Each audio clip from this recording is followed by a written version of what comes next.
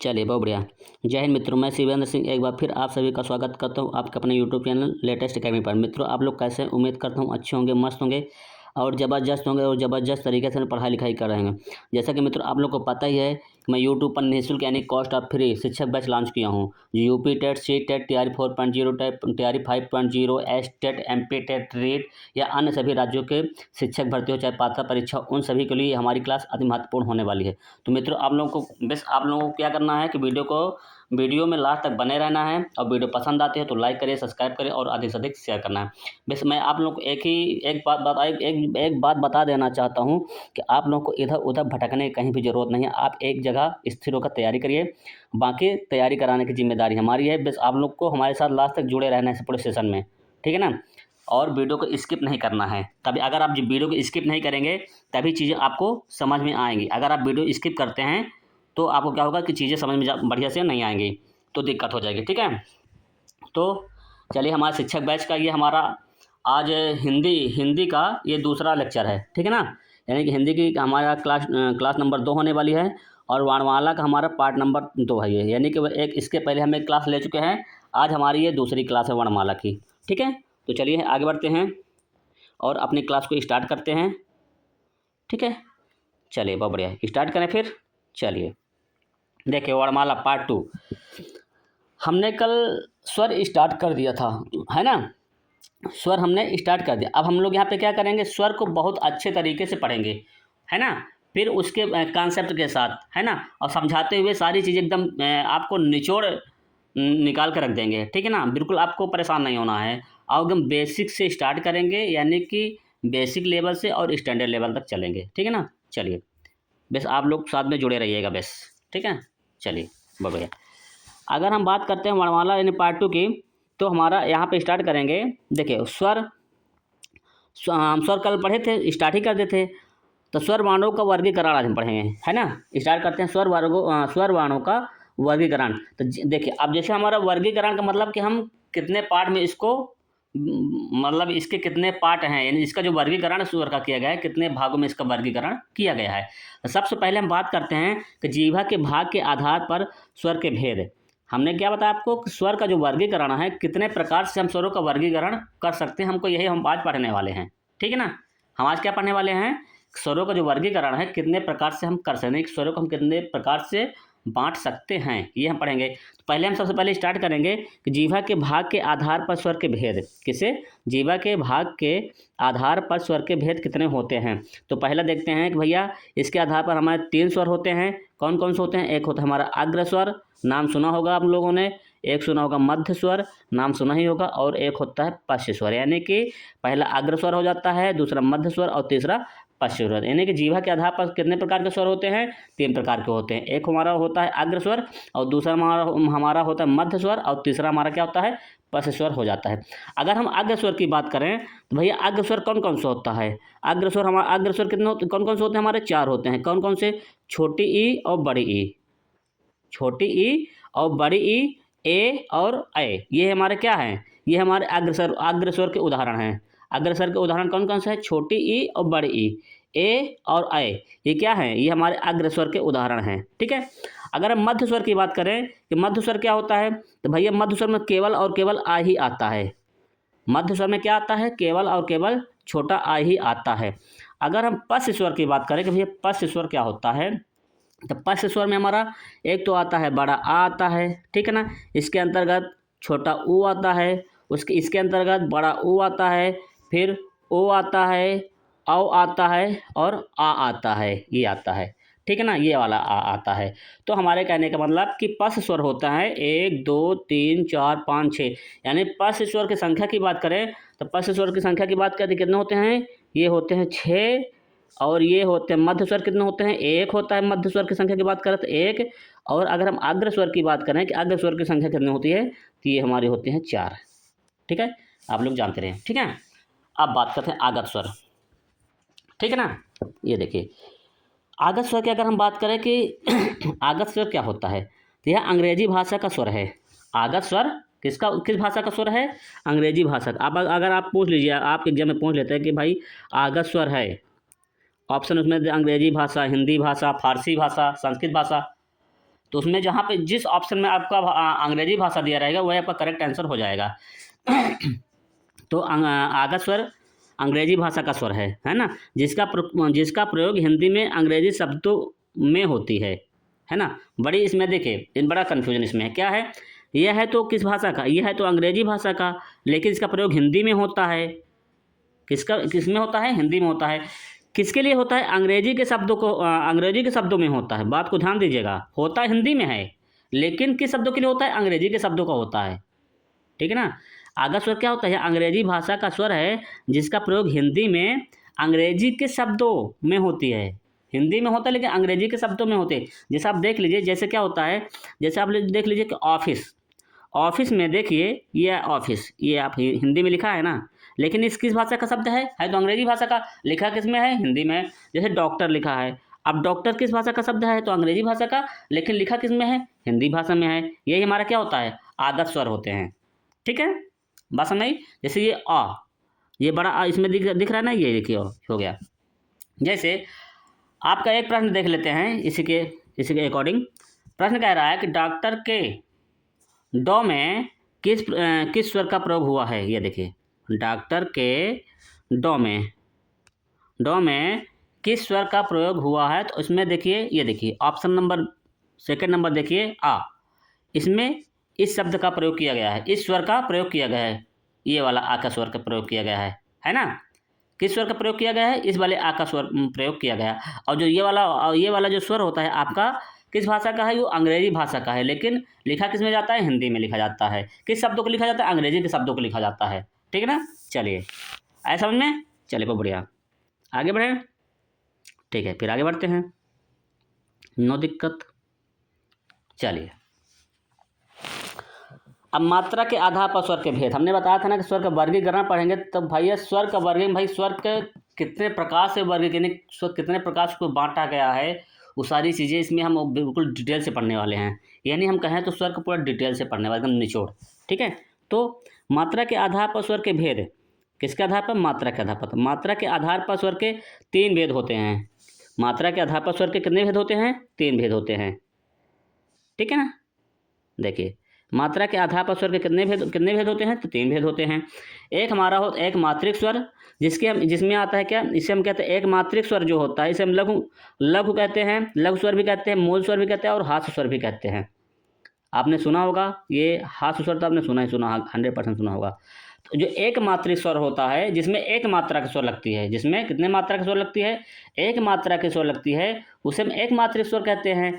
और इसी को हम क्या कहते हैं, इसी को हम लघु स्वर भी कहते हैं, इसी को हम मूल स्वर भी कहते हैं और इसी को हम हास्य स्वर भी कहते हैं, ठीक है। आई बात समझिए कि मात्रा के आधार पर स्वर के कितने भेद होते हैं, तो मात्रा के आधार पर स्वर के कितने भेद होते हैं, 3 भेद होते हैं। एक मात्रिक स्वर होता है, और एक मात्रिक स्वर की बात करें तो एक मात्रिक स्वर को ही हम क्या कहते हैं, लघु स्वर कहते हैं, मूल स्वर कहते हैं या हास्य स्वर कहते हैं। इनकी संख्या की बात करें तो इनकी संख्या होती है कितनी, 4 होती हैं।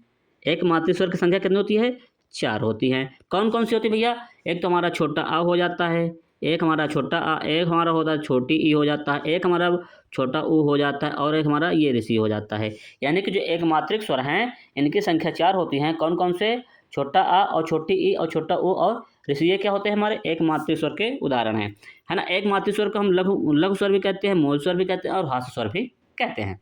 चलिए बहुत बढ़िया। अगर हम द्विमात्रिक स्वर की बात करें कि 2 मात्रिक स्वर क्या होता है ना। तो 2 मात्रिक स्वर जिसमें 2 मात्रा लगती हैं, हमने कहा तो वहाँ पे एक मात्रा लगती है, यहाँ पे क्या है जिसमें 2 मात्रा लगती है, उसे हम 2 मात्रिक स्वर कहते हैं। इसी को हम क्या कहते हैं, इसी को हम दीर्घ स्वर भी कहते हैं। 2 मात्रिक स्वर को हम दीर्घ स्वर भी कहते हैं, इसी को हम गुरु स्वर भी कहते हैं और इसी को हम संधि स्वर भी कहते हैं, ठीक है। 2 मात्रिक स्वर को क्या कहते हैं, इसी को हम दीर्घ स्वर भी कहते हैं और गुरु स्वर भी कहते हैं और संधि स्वर भी कहते हैं। और जो ये कितने होते हैं, इनकी संख्या हो जाती है 2 2 4 4 2 6 7 होती है, 1 2 3 4 5 6 7 है। तो इनकी संख्या कितनी होती है, द्विमात्रिक स्वर की इनकी संख्या होती है 7। कौन कौन से होते हैं भैया, एक तो हमारा होता है बड़ा आ होता है, एक हमारी बड़ी ई होती है, एक हमारा बड़ा ऊ होता है, एक हमारा ए होता है और हमारा एक ए होता है और ओ होता है और औ होता है। ये क्या होते हैं, ये द्विमात्रिक स्वर होते हैं। ये कौन से हैं, ये हमारे 2 मात्रिक स्वर के उदाहरण हैं, है ना। चलिए इसी को दीर्घ स्वर कहते हैं, गुरु स्वर कहते हैं और संधि स्वर भी कहते हैं। अगर त्रिमात्रिक स्वर की बात करें, अगर त्रिमात्रिक स्वर की बात करें तीसरे नंबर, तो त्रिमात्रिक स्वर वो स्वर होते हैं जिसे हम प्लुत स्वर भी कहते हैं। त्रिमात्रिक स्वर को हम प्लुत स्वर भी कहते हैं। ये हमारा इसका चिन्ह होता है भैया, ऐसे होता है। आगे देखते हैं, ठीक है। चलिए, बहुत बढ़िया। अब जैसे देखिए, जो हमारा त्रिमात्रिक स्वर होता है यह संस्कृत का स्वर है। किसका स्वर है ये? त्रिमात्रिक स्वर जो होता है ये किसका है? ये संस्कृत का स्वर है, हिंदी का नहीं है। क्या? हिंदी का नहीं है। ये संस्कृत त्रिमात्रिक स्वर किसका होता है? संस्कृत स्वर का होता है, हिंदी का नहीं है। इसके उच्चारण में हास्य स्वर से 3 गुना समय लगता है, ठीक है ना? 3 गुना अधिक समय लगता है। जो हमारा त्रिमात्रिक स्वर होता है इसके उच्चारण में हास्य स्वर से, लघु स्वर से या मूल स्वर से या एकमात्रिक स्वर से कितने गुना अधिक समय लगता है? 3 गुना अधिक समय लगता है। कितने गुना समय अधिक लगता है भैया? 3 गुना अधिक समय लगता है, ठीक है। अर्थात इसमें 3 मात्रा का प्रयोग होता है। कितने मात्रा का प्रयोग होता है? 3 मात्रा का प्रयोग होता है। जैसे ओम, जैसे क्या होता है? ओम। आप देख रहे हैं इसमें 3 मात्रा है। इसमें क्योंकि यहाँ हम देख रहे हैं कि हास्य स्वर से, जो हमारा हास्य स्वर होता है उससे 3 गुना अधिक समय लगता है उच्चारण में, त्रिमात्रिक स्वर में, ठीक है। चलिए, बात करते हैं उच्चारण स्थान के आधार पर स्वर के भेद। ये हमारा तीसरा प्रकार होगा ना। हमने स्वर का वर्गीकरण पढ़ाया था, ये 2 हमने पढ़ चुका। अब ये हमारा तीसरा नंबर पे आ गया है। उच्चारण स्थान के आधार पर स्वर के भेद है ना। तो उच्चारण स्थान के आधार पर स्वर के 6 भेद होते हैं। उच्चारण स्थान के आधार पर स्वर के कितने भेद होते हैं? 6 भेद होते हैं। इसको हालांकि हम आगे पढ़ाएंगे डिटेल में, लेकिन फिर भी आप पढ़ लीजिए, यहाँ भी पढ़ लीजिए।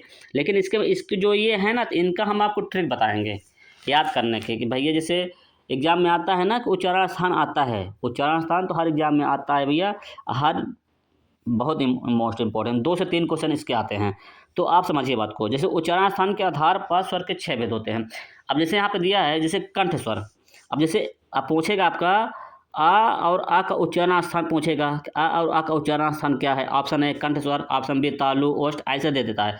तो ऑप्शन सी मूर्धा, ऑप्शन डी कंठ तालु, है ना। तो जिसमें क्या रहेगा? आपका कंठ स्वर रहेगा, वो आपका करेक्ट आंसर हो जाएगा। तो कहने का हमारा मतलब ये है कि उच्चारण स्थान के आधार पर स्वर के 6 भेद होते हैं।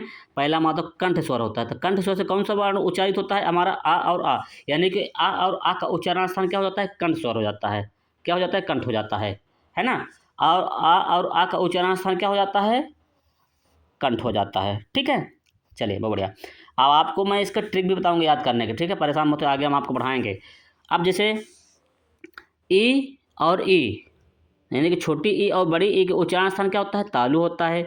ई और ए का उच्चारण स्थान क्या होता है? तालु होता है। फिर उ और उ का उच्चारण स्थान क्या होता है? ओष्ठ होता है, ठीक है। फिर ऋषि का उच्चारण स्थान क्या होता है? मूर्धा होता है। फिर ए और ए का उच्चारण स्थान कंठ तालु होता है। क्या? ए और ए का उच्चारण स्थान क्या होता है? कंठ तालु होता है। फिर ओ और औ का उच्चारण स्थान क्या होता है? कंठोष्ठ होता है। यानी कि जो हमारा क्या है, उच्चारण स्थान के आधार पर स्वर के भेद होते हैं। कितने कौन कौन से होते हैं? एक तो हमारा होता है कंठ स्वर होता है, एक तालु स्वर होता है, एक ओष्ठ स्वर होता है, एक मूर्धा स्वर होता है, एक कंठ तालु स्वर होता है और एक कंठ ओष्ठ स्वर होता है। ये हमारे क्या हो गए? उच्चारण स्थान के आधार पर स्वर के ये 6 भेद हो जाते हैं, ठीक है। ये देखिए कितने संख्या हो गई? 2 2 4 1 5 2 7 7 2 9 2 11 पूरे हैं, है ना। तो उच्चारण स्थान के आधार पर स्वर के कितने भेद हुए? 6 भेद हुए। कंठ स्वर, तालु स्वर, ओष्ठ स्वर, मूर्धा स्वर, कंठ तालु स्वर और कंठ ओष्ठ स्वर हो गया, है ना। अब पूछेगा आपके एग्जाम में कि भैया पूछ लेगा कि उ और उ का उच्चारण स्थान बताइए, ठीक है ना। ए और ए का उच्चारण स्थान बताइए, ऐसे एग्जाम में आएगा, ठीक है ना। आगे बढ़े, चलिए, बहुत बढ़िया, ठीक है। चलिए आगे बढ़े फिर। चलिए, अब जीभा की ऊंचाई के आधार पर स्वर के भेद हमने कितने 3 टाइप बता दिया वर्गीकरण में। 3 टाइप, ये हमारा चौथा टाइप हो गया है। जीभा की ऊंचाई के आधार पर स्वर के कितने भेद हो गए भैया? जीभा की ऊंचाई के आधार पर स्वर के भेद बताइए कौन कौन से हो गए? एक हमारा समृद्ध स्वर होता है, एक अर्ध समृद्ध स्वर होता है, एक और क्या होता है? विवृत स्वर होता है, ठीक है ना। जीभा की ऊंचाई के आधार पर स्वर के 3 भेद होते हैं। कितने भेद होते हैं? जीभा की ऊंचाई के आधार पर स्वर के कितने भेद होते हैं? 3 भेद होते हैं। एक होता है समृद्ध स्वर होता है, एक अर्ध समृद्ध स्वर होता है और एक विवृत स्वर होता है। अगर हम समृद्ध स्वर की बात करें कि भैया समृद्ध स्वर क्या होता है, तो समृद्ध स्वर के अंतर्गत हमारे कौन कौन से स्वर आते हैं? ई और ऊ आते हैं। ये हमारे किसके अंतर्गत आते हैं? ये जो हमारे स्वर होते हैं ई ऊ किसके अंतर्गत आते हैं? समृद्ध स्वर के अंतर्गत आते हैं। यानी कि समृद्ध स्वर कितने होते हैं? समृद्ध स्वर की संख्या होती है 4। कौन कौन से 4 होते हैं? कौन कौन सी? ई ऊ 4 होते हैं। अगर हम दूसरा नंबर अर्ध समृद्ध की बात करें कि अर्ध समृद्ध स्वर कितने होते हैं? 2 होते हैं। अर्ध समृद्ध स्वर कितने होते हैं? 2 होते हैं। कौन कौन से होते हैं? एक होता है ए होता है, एक होता है ओ होता है। ए और ओ क्या होता है? अर्ध समृद्ध स्वर होते हैं। क्या होते हैं? अर्ध समृद्ध स्वर होते हैं।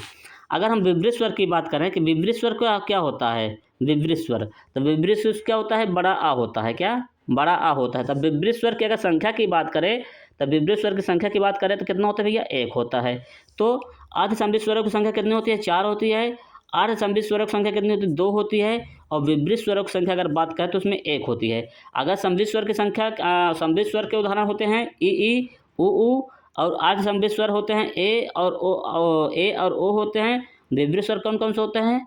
आ होता है, यानी कि बड़ा आ होता है। और अब अर्ध विवृत स्वर होता है आ होता है। सॉरी, यहाँ पे 4, यहाँ पे चौथा होना चाहिए था, यहाँ पे चौथा होना था, ध्यान से, ठीक है ना?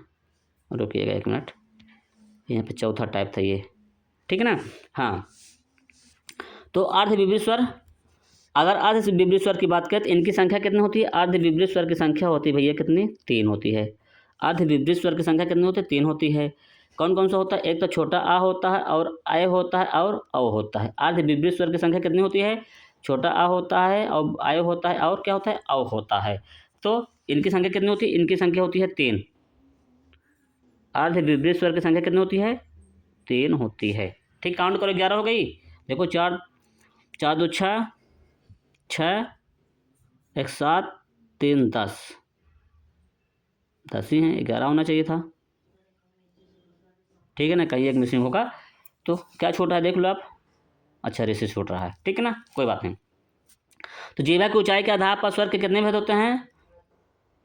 4 होते हैं। समृद्ध स्वर होता है, अर्ध समृद्ध स्वर होता है, विवृत स्वर होता है, अर्ध विवृत स्वर होता है। समृद्ध स्वर कितने होते हैं? 4 होते हैं। कौन कौन से होते हैं? ई ऊ होते हैं।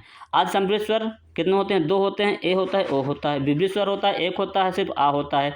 अर्ध विवृत स्वर की बात करें तो ये 3 होते हैं। आ होता है, आय होता है और औ होता है, ठीक है? एक बात आप ध्यान दीजिएगा। क्या ध्यान देने लायक बात ये है आपकी, ठीक है ना? ध्यान देने की बात यह है कि सभी स्वर अल्प प्राण एवं सघोष होते हैं। क्या? सभी स्वर अल्प प्राण एवं सघोष होते हैं। स्वर की बात कर रहा हूँ, ध्यान देना, व्यंजन की बात नहीं कर रहा हूँ, ठीक है ना? ध्यान देना, सभी स्वर अल्प प्राण एवं सघोष होते हैं, दिमाग में रखना, ठीक है ना? सभी स्वर क्या होते हैं? अल्प प्राण और सघोष होते हैं। हम आगे आपको अल्प प्राण भी पढ़ाएंगे और सघोष भी पढ़ाएंगे, चिंता नहीं करना है। जब आप अल्प प्राण और सघोष पहचान जाएंगे, भाई अल्प प्राण पहचानना कैसे है, कौन सा वर्ण अल्प प्राण है, कौन सा वर्ण सघोष है ना?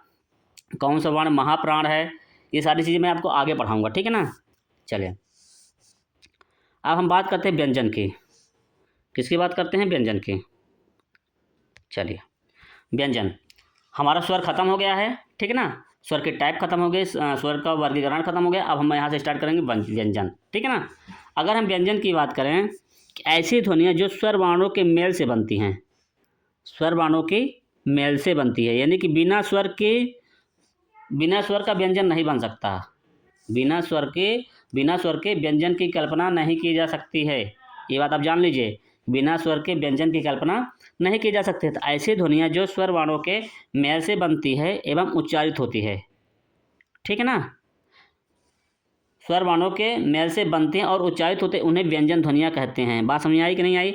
ऐसी ध्वनियाँ जो स्वर वर्णों के मेल से बनती हैं एवं उच्चारित होती है, उन्हें व्यंजन कहते हैं। यानी कि जो ऐसी ध्वनि जो क्या होता है, स्वर वर्णों के मेल से बनती हैं, है ना? अब जैसे सपोज करिए आपका ये हो गया औ प्लस आ, है ना? मिल के बनेगा क्या का, ये बन गया आपका व्यंजन, बन गया व्यंजन। ये देखिए, ये हाफ का और ये मिला का दोनों मिलकर क्या बन जाएगा आपका, ये पोर बन जाएगा का। तो ऐसे ही क्या कह रहा है कि ऐसी ध्वनियाँ जो स्वर वर्णों के मेल से बनती हैं, स्वर वर्णों के मेल से बनती है और उच्चारित होती है, उन्हें क्या कहते हैं, उन्हें हम व्यंजन ध्वनियाँ कहते हैं। इनकी मूल संख्या कितनी होती है, 33 होती है। मूल संख्या कितनी होती है, ये 33 होती है। व्यंजन की मूल संख्या कितनी होती है, 33 होती है। अब बाकी होने का तो बहुत कुछ होता है, लेकिन मूल की यहाँ पे जो आपका वो अगर संख्या पूछेगा कि मूल व्यंजनों की संख्या कितनी होती है, 33 होती हैं। 33 कैसी होती हैं आप ये देख लीजिए, ठीक है ना। जो आपका यहाँ से लेकर के, यानी कि स्पर्श व्यंजन से लेकर के इसकी संख्या हो गई कितनी, 33। स्पर्श व्यंजन से लेकर उस व्यंजन तक देख लीजिए, आपका स्पर्श व्यंजन की संख्या होती है 25, अंतस्थ व्यंजन की संख्या होती है 4 और उस व्यंजन की संख्या होती है क्या, 4। जब इनको हम जोड़ेंगे तो इनकी संख्या हो जाएगी कितना, 33। कितना हो जाएगी, 33। और ये हमारे क्या कहलाते हैं, ये हमारे मूल व्यंजन कहलाते हैं। क्या कहलाते हैं, ये हमारे मूल व्यंजन कहलाते हैं, ठीक है ना।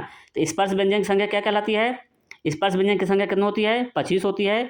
अंतस्थ व्यंजन की संख्या कितनी होती है, 4 होती है। उसमें व्यंजन की संख्या कितनी होती है, 4 होती है। इनको जोड़ेंगे तो कितना हो जाएगा, इनकी संख्या हो जाएगी कितनी भैया, हो जाएगी आपकी 33। अब बात समझना, ठीक है ना। उसके बाद आपको होता है अंतस्थ व्यंजन संख्या 4 होती है, स्पर्श व्यंजन संख्या 25 होती है, उस व्यंजन संख्या कितनी होती है, 4 होती है। संयुक्त व्यंजन संख्या कितनी होती है, 4 होती है। और दुगुण व्यंजन की संख्या कितनी होती है, 2 होती है। और इसके आगे की कहानी हम आपको बताएंगे कल, ठीक है ना। जैसे स्पर्श व्यंजन क्या होता है, ठीक है ना। स्पर्श व्यंजन कहाँ से कहाँ तक होता है, अंतस्थ व्यंजन कौन कौन से होते हैं, उष्म व्यंजन कौन कौन से होते हैं, संयुक्त व्यंजन कौन कौन से होते हैं, और द्विगुण व्यंजन तो मैं आपको बता ही चुका हूँ आज ही, तो कोई बात ही नहीं है। तो ये आपका स्पर्श व्यंजन, अंतस्थ व्यंजन, उष्म व्यंजन और संयुक्त व्यंजन मैं आपको पढ़ाने वाला हूँ कल। यानी कि स्पर्श व्यंजन कहाँ से कहाँ तक होता है ये कल हम पढ़ाएंगे। अंतस्थ व्यंजन कौन कौन होता है ये हम आपको कल पढ़ाएंगे। उष्म व्यंजन कौन कौन से होते हैं ये भी आपको हम कल बताएंगे। और संयुक्त व्यंजन कौन कौन से होते हैं ये भी मैं आपको कल ही बताऊंगा। और द्विगुण व्यंजन मैं बता चुका हूँ आपको, ठीक है। तो मित्रों आज की क्लास हम यहीं पे समाप्त करते हैं। हमारी वीडियो कैसे लगी, अगर हमारी वीडियो आपको पसंद आई हो तो वीडियो को लाइक करिए, सब्सक्राइब करिएगा और अधिक से अधिक शेयर करिएगा, ठीक है। ठीक है, मिलते हैं तब तक के लिए अगली क्लास में, तब तक के लिए धन्यवाद।